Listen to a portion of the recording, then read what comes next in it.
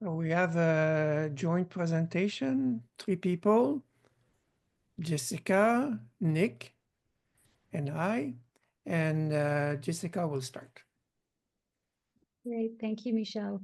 Okay, so this is an update on the General Study 04, which is looking at the veracity of AI-generated images. Next slide, please. Yeah. So here's the scope of the research for today. And we're really interested in getting feedback from those of you who are here. I'm a bit sad that Havoy isn't here, or Vicky, since there is some blockchain discussion I think that would be useful.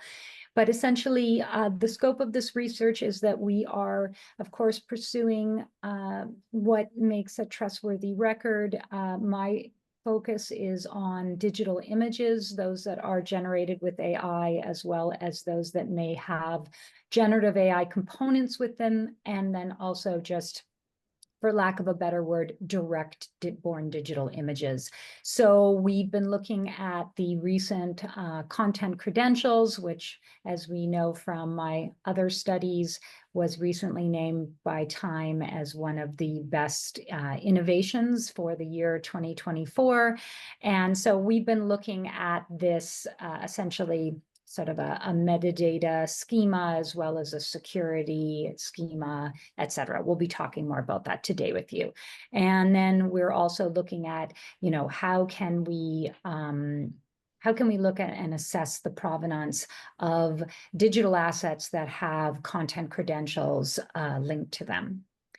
So today in this talk, we're going to look at a couple, I'll just introduce the creation and use scenarios that we are running, and then we'll talk about the 2 platforms we've used so far for the digital images and generative AI. And then Michel will take you through some of the computer science that he's been doing around all of this, and some of the pipeline that he's created as well. And then Nick will talk about some of the security concerns. Next slide, please. So the image creation and use scenarios that we're looking at, initially I started to try and work with Photoshop, which is generally the platform that most photographers, especially professional photojournalists, who are the largest target audience at this point for content credentials, would be using. And I just wanted to point out a few of the stumbling blocks that I came up against when I started to try and work with content credentials and images. And I'm pointing them out because this really is, this research we're doing and the adoption of content credentials, although there's a lot of chatter about it online, and of course Time Magazine, et cetera, it's actually at the leading edge right now. And so there's not a lot of software that has adopted this almost to be ISO standard. C2PA will become a standard this year. So one of the things that I discovered is that the Photoshop version that I had, which was an enterprise version through my university, due to security reasons, they did not allow the enabling of content credentials. So that was a challenge for me. There are only a few cameras that embed or allow content credentials to be enhanced and used at the point of capture, and those cameras are all $10,000 or more at this point. So we weren't able to do any native capture within a camera device. And then also it's limited right now to JPEG and PNG file formats, and won't work. You can't enable content credentials if you're using a different type of image file format at this point. And then the other challenge really was being able to figure out how to use these, how to enable content credentials. And so I spent a lot of time reading things online, going through help forums, and just trying to really understand how they would work. And so what we eventually did is we took 2 images that Michel created, and he gave them to me, and then I brought them into a personal individual version of Photoshop. I couldn't use the enterprise version. And so we're going to take a look at one of them today. But essentially, the 3 tests we're running is an image that we create and then edit using Photoshop, just doing straight manipulation, an image that we then bring into Photoshop and I use a generative AI tool, and then an image that I create and edit entirely using an Adobe product, Firefly, which is a generative AI program. Next slide, please. So at this early stage, we're finding that workflow, this is one of the things we're trying to understand. What would be the workflow for professional photographers that are using that want to enable content credentials in their software. And this includes both the capture device, as I mentioned, and the editing tools, as well as this browser-based verification app. So one of the aspects that's really interesting about content credentials and why BBC and CBC and all the other media entities are using it is that any image, or in the future, a video, a digital asset, for example, that has content credentials enabled on it will have a small CR on the image or the video. And anyone in the public that sees that on a website, or they see it in a social media platform, they can actually take that image. If they don't want to just accept already that they believe what it is, they can actually drag and drop that image into a browser, into Verify, which is a program that then will reveal the content credentials. And we'll show you an example of that. So I've mentioned it's a leading edge practice. And so now in the image testing, where we're at now is those 3 examples I showed you. We're looking at, we've done before and after capture of the raw metadata that is available in Photoshop for those images and looking at how they've changed. We're also analyzing the content credential metadata that's both linked to the image, but also stored in Adobe Cloud. So there's some different, what we're also realizing in our workflow is there's different ways of exporting and enabling these content credentials, and depending on the engagement of the photographer or the best practices or rules of the industry that they work in, it can be quite varied. And so from my perspective, I'm curious about how that really will impact the image's trustworthiness further down the line. And at this point, I'm going to turn it over to Michel, because he's going to talk about the other aspects, because there's a lot more going on than just what I've talked about. Yeah, I'm going to talk about the some of the applications that we tried. We tried a few things, but I will focus on things that that work best so far. Two things that became obvious for us is that the platforms that support C2PA right now, they are not necessarily easy to use. They are based on a lot of concepts that are not transparent, and I think for something like that to be eventually adopted by photographers, everything should be smooth and just a click and you have your content credentials established. So I'm going to talk. Most of the work is exploratory work. So we have created some software, but not a lot. And so this is an example of how things work on with Adobe Photoshop. So this is actually a test that Jessica has done, and I gave her a photo that a picture that was originally a C2PA image, and Jessica manipulated the photo. So what is nice about Photoshop? So in the metadata, Photoshop documents and track the manipulations that have been done within Photoshop. So the top image is generated using the original image on the left, and another a copy of the image on the left that was processed a little bit, like I was erased on it.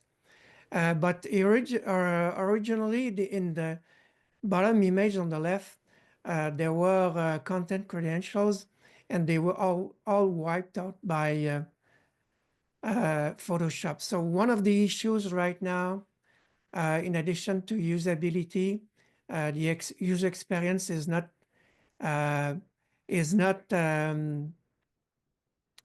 perfect, but it's compatibility from one platform to the other. They have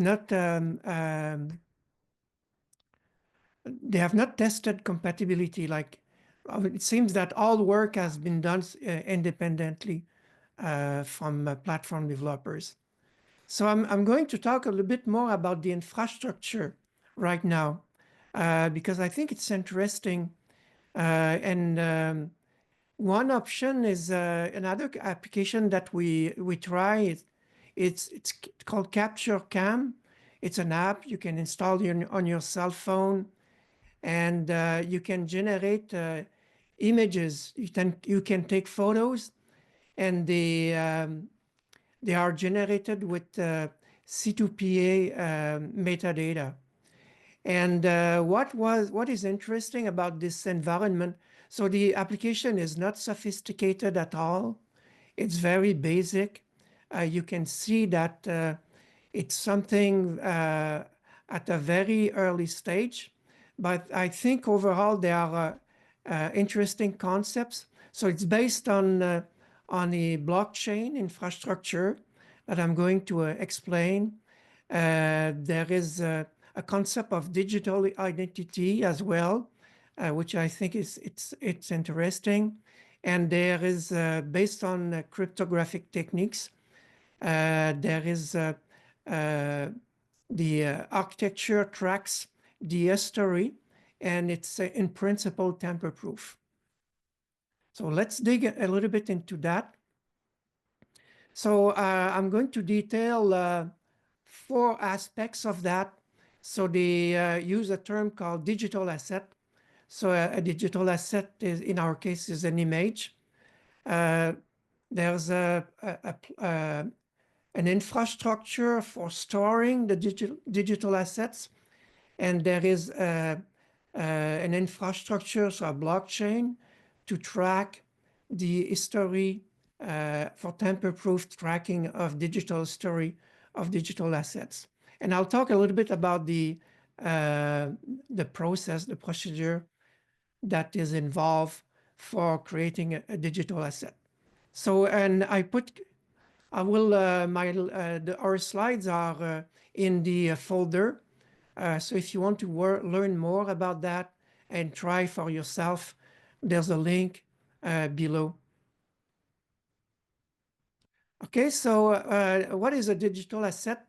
So I think there are ideas in this context that are transferable to several types of digital contents. So a digital asset, it's a generic concept that refers to an image, like it's the focus of today, but it could be a video, an audio document, or a file of any type. So if you think about the academic environment, so eventually student transcripts, students' diplomas could be on an infrastructure like that.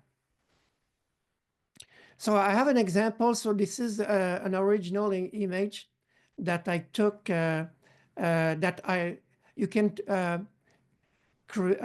with Capture Cam, you can take new shots or you can upload images that you have already.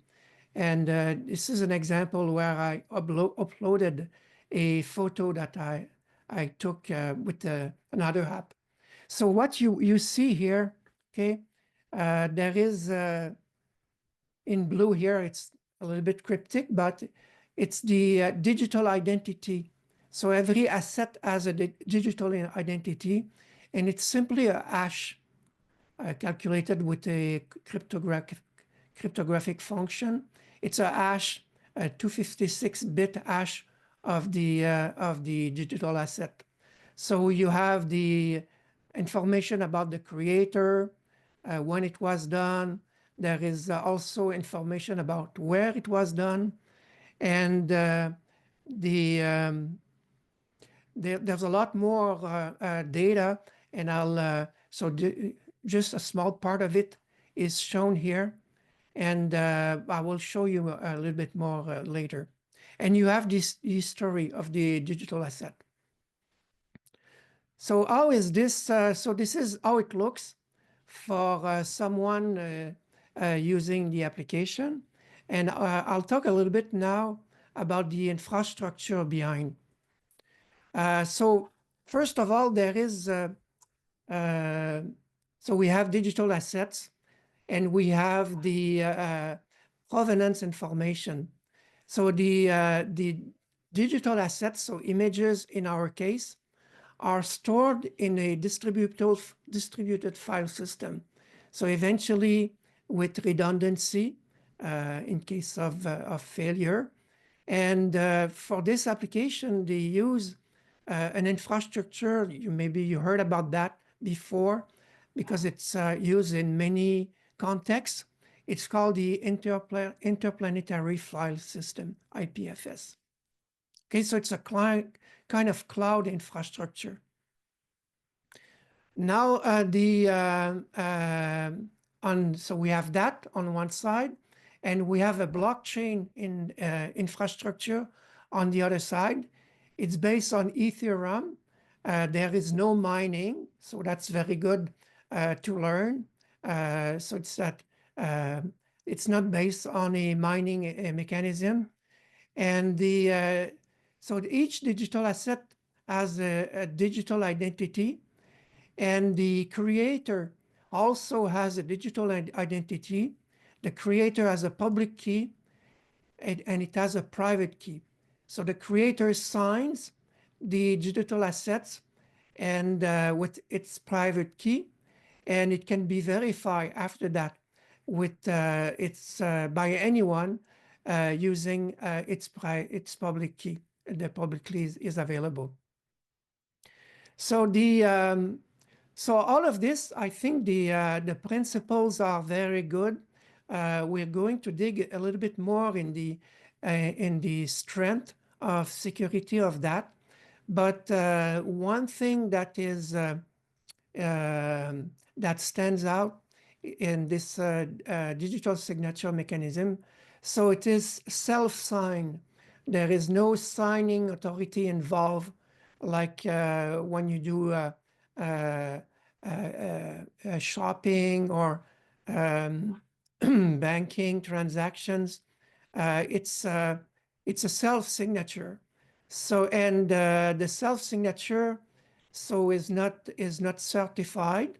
So and the verification, so the identity of people participating to this blockchain is verified, but it's very basic.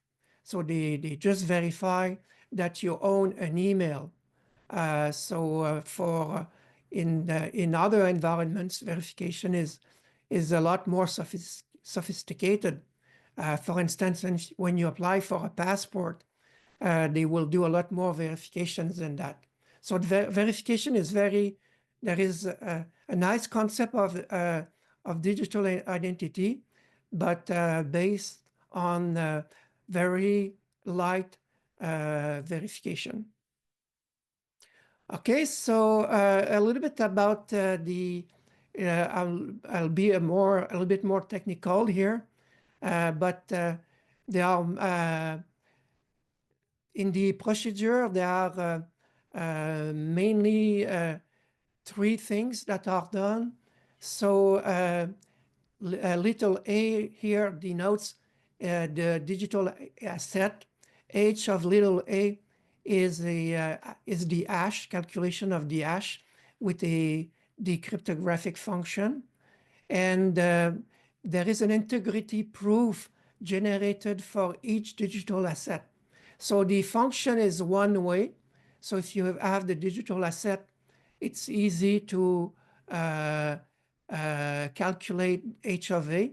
But if you have only H of A, it's very hard to go back and generate a digital asset that has this identity. And it's paired with the time and the type of the digital asset. So type, again, is always images in our case. And there is a signature created. So mainly in the creation of the asset signature, we have the digital ID of the creator ID. There is a signature function that takes the private key of the owner of the ID, and this signature function is calculated on the integrity proof.